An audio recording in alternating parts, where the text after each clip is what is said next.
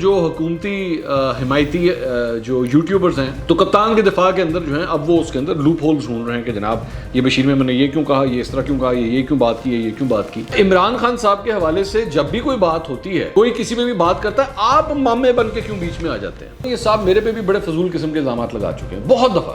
اب یہ کر کے دکھائیں, اس کے بعد ان کے خلاف لیگل ڈیفیمیشن کا نوٹس بھی ان کو جائے گا اور اس کے ساتھ ساتھ ان کو جواب یہاں پہ بھی ملے گا.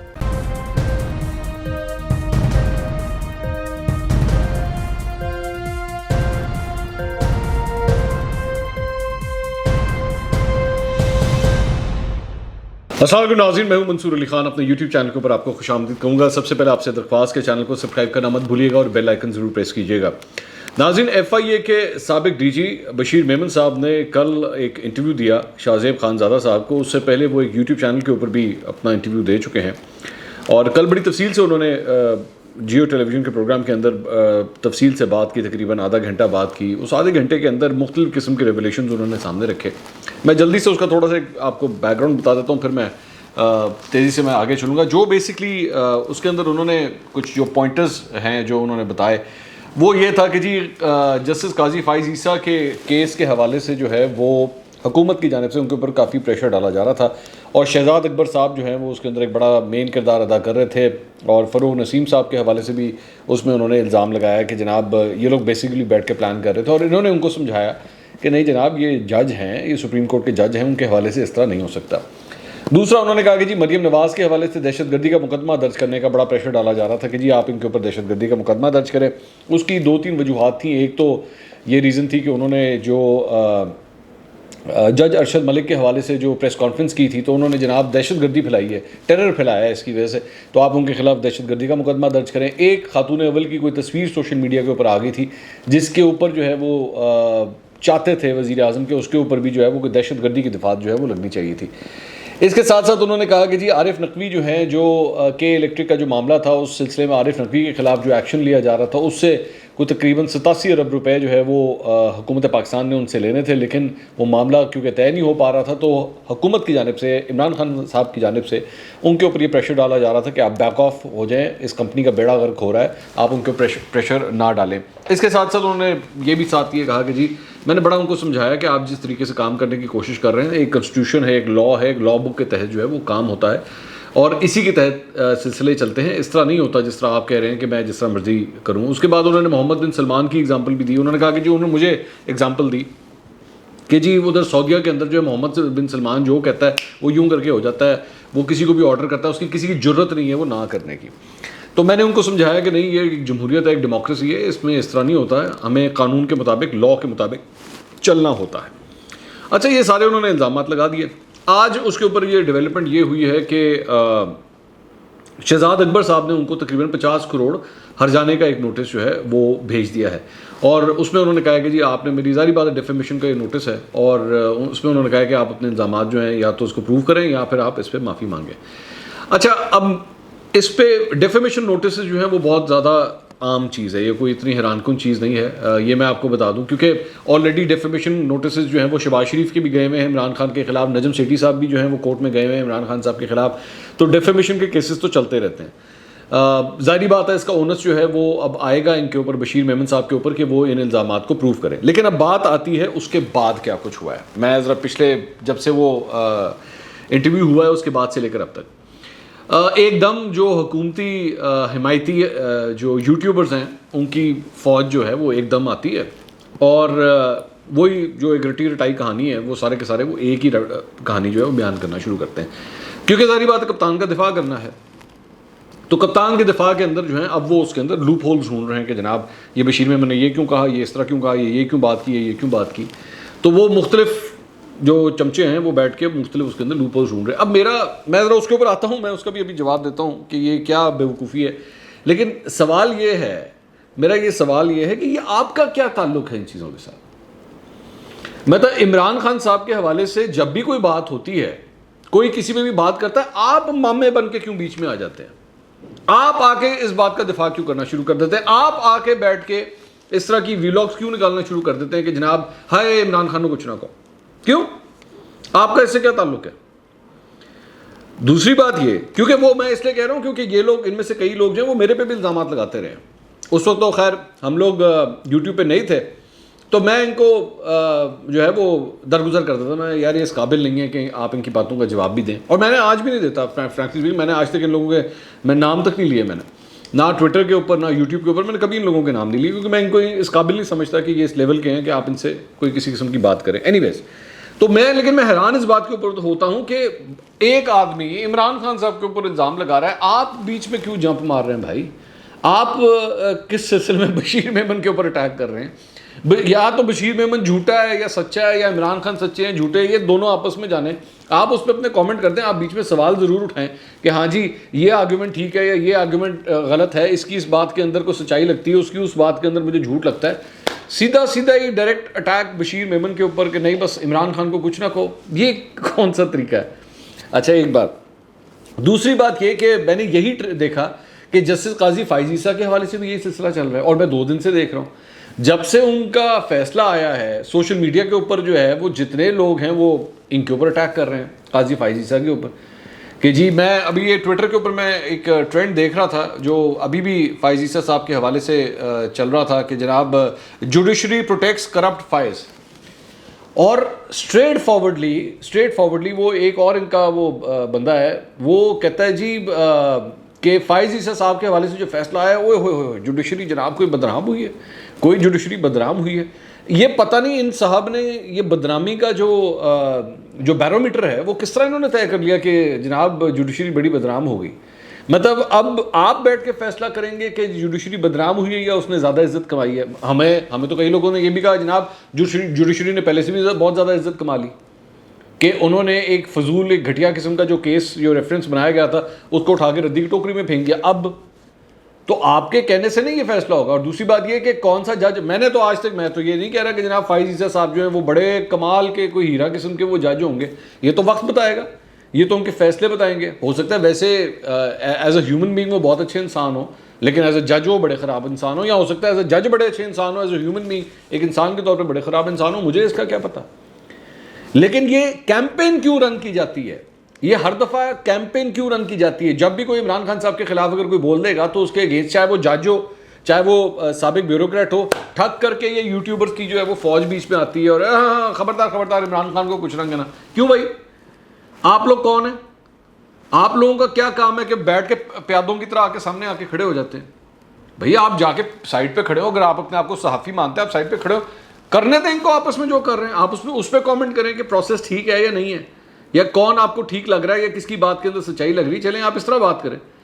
اچھا ایک صاحب کی میں گفتگو سن رہا تھا، وہ جناب وہ فرماتے ہیں کہ اتنی دیر سے کیوں بولے ہیں بشیر میمن صاحب. دیر مطلب انہوں نے بیسیکلی جو آرگومنٹ استعمال کر رہے ہیں یہ بڑی دیر سے جناب انہوں نے بات کی ہے.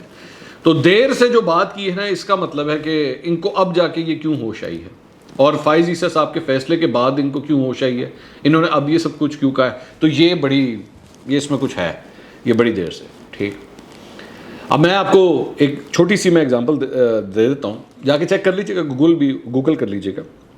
ہاروی وائنسٹائن ایک بڑے مشہور شخصیت ہیں جن کا ہالی ووڈ سے تعلق ہے. اکتوبر 2017 کے اندر نیو یارک ٹائمز کے اندر ایک خبر آتی ہے جس میں یہ کہا جاتا ہے کہ ان کے اوپر کے بہت سے کیسز ہیں اور بہت سی خواتین جو ہیں وہ ان کے اوپر یہ الزامات. اب یہ ہاروی وائنسٹائن جو ہے نا، یہ ایک بہت بڑا نام ہے ہالی ووڈ کا، مطلب بلینئر آدمی ہے اور بڑے بڑے پروجیکٹس بڑی بڑی فلموں کے ساتھ جو ہے وہ ہاروی کا تعلق رہا ہے. اکتوبر 2017 کے اندر یہ خبر سامنے آتی ہے اور اس کے بعد ان کے خلاف جو ہے وہ کاروائی سٹارٹ ہوتی ہے، کیس سٹارٹ ہوتا ہے. فروری 2020 میں، یعنی تقریباً آپ سمجھ لیجئے کہ 2-2.5 سال کا عرصہ، 2.25 سال کا عرصہ بنتا ہے، یہ گلٹی قرار پاتے ہیں عدالت کے اندر. 107 خواتین ان کے خلاف ایلیگیشنز لے کر آتی ہیں، 107 خواتین.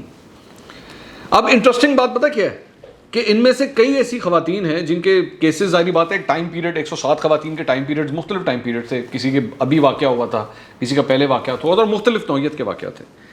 اس میں سے ایک خاتون جو ہے اس نے یہ گواہی دی کہ اکتوبر 2017 کے اندر اس نے یہ گواہی دی کہ میرے ساتھ اس شخص نے زیادتی کی تھی 80 کی دہائی میں. 80 کی دہائی کے اندر جو ہے میرے ساتھ یہ واقعہ پیش آیا تھا. یعنی آپ سمجھ لیجئے کہ تقریباً 30 سال کے عرصے کے بعد جا کے وہ عورت بولنے کے قابل ہوئی, تب اس نے یہ بات کہی کہ میرے ساتھ اس شخص نے کی تھی. ایک کینیڈا کی ایکٹریس تھی, اس نے 2017 کے اندر جب یہ خبر آئی تو اس نے 2017 میں کہا کہ اس شخص نے میرے ساتھ سن 2000 میں میرے ساتھ کی تھی. 17 سال پہلے کی بات ہے.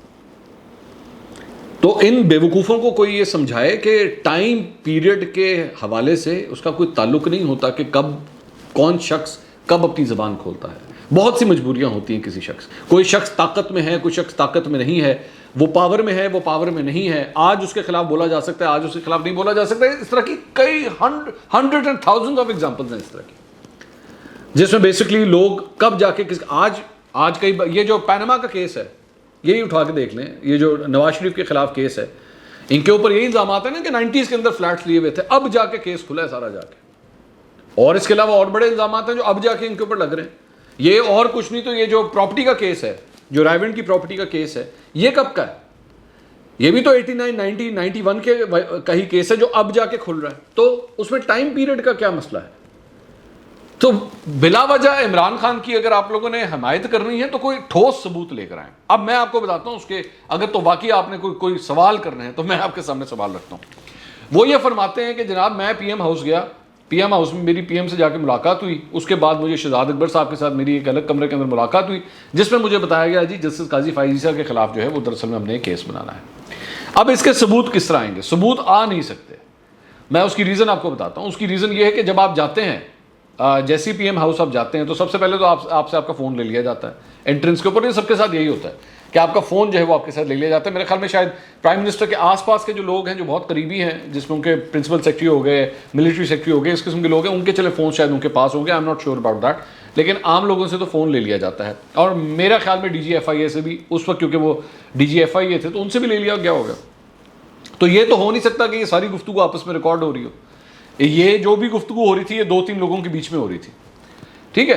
تو ہاں ایک چیز, جو 2 چیزیں بلکہ جو چیک کی جا سکتی ہیں, وہ یہ ہے کہ وہ یہ فرماتے ہیں کہ مجھے فلاں ڈیٹس کے اوپر پی ایم ہاؤس بلایا گیا. تو ایک وزٹرز لاگ بنتا ہے پی ایم ہاؤس کے اندر جس میں یہ لکھا جاتا ہے کہ کون صاحب ہیں اور کس سے ملنے کے لیے آ رہے ہیں. وہ چیک کیا جا سکتا ہے, کراس چیک کیا جا سکتا ہے. لیکن اس کے اندر بھی ایک کمی یہ رہ جاتی ہے کہ پھر اندر بات کیا ہوئی تھی. ڈی جی ایف آئی اے سے پرائم منسٹر کا ملنا ایک بڑی عام سی بات ہے, اس میں کوئی حیرانگی کی بات نہیں ہے. ظاہری بات ہے وہ بلا سکتے ہیں, چیف ایگزیکٹو ہے. لیکن گفتگو کیا ہوئی, بات کیا ہوئی, یہ دیکھنے والی بات ہے. پھر دوسرا جو ٹریل آ سکتا ہے وہ آ سکتا ہے کہ اس پہ ریٹن ٹریل کدھر ہے. ریٹن ٹریل کہاں پہ آ سکتا ہے جہاں پہ ان سارے معاملات کے حوالے سے جس پہ بشیر میمن نے ساری گفتگو کر رہے ہیں, اس پہ خط و کتابت کیا ہوئی ہے. حکومت پاکستان, جس میں ظاہری بات ہے کیونکہ ایف آئی اے کی بات کر رہے ہیں تو انٹیریئر منسٹری آئے گی, وزارت داخلہ آئے گی, ان کے درمیان اور ڈی جی ایف آئی اے کے درمیان خط و کتابت کیا ہوئی ہے, یہ اس کے اوپر بات کی جا سکتی. اچھا, ایک بڑی انٹرسٹنگ بات جو میں ایک اور صاحب کی سن رہا تھا, یہ سوچی سمجھی اسکیم کے تحت جو ہے وہ بشیر میمن کو لانچ کیا گیا ہے. اچھا, اب یہ جو جملہ ہے نا, یہ جملہ ہے, یہ بڑا آسان ہے اس کو بول دینا. یقین کیجئے یہ ہوتی ہے نا, جب کبھی صحافت صحیح طرح نہ کی ہو تو پھر ان کو سمجھ نہیں آتی کہ ہم نے الفاظ کا چناؤ. سوچی سمجھی اسکیم کے تحت یہ لانچ کیا گیا ہے.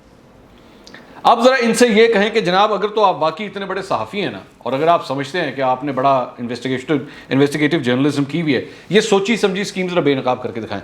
اس بنیاد کے اوپر نہیں کہ ایک بندے نے آ کے انٹرویو دے دیا, وہ سوچی سمجھی اسکیم کے ثبوت لے کر آئیں کہ کس طرح یہ ثبوت آپ سامنے رکھیں گے.